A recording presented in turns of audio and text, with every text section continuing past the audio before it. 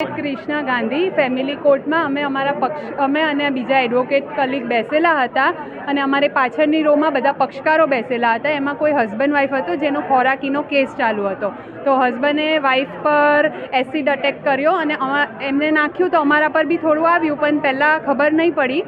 પાછળથી ચીચાચીચ થઈ અને એ લોકોએ બૂમાબૂમ કરી એસિડ અટેક, ત્યારે અમને ખબર પડી.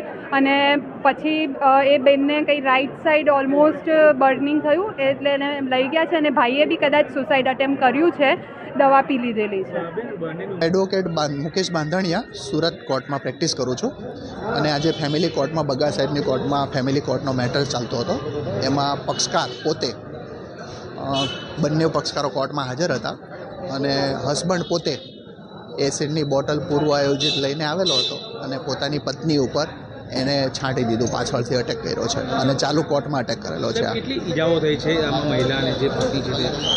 આમાં જે મહિલા જે છે એને ખરેખર પાછળથી એસિડની બોટલ નાખવામાં આવી, એટલે ખરેખર બહુ હીન પ્રકારનું કૃત્ય કરેલું છે એવું રેકોર્ડ ઉપર ધ્યાને આવે છે. જેણે એસિડ નાખ્યું છે તેણે પોતે પણ પ્રયાસ કર્યો છે આપઘાતનો, આવું કંઈક?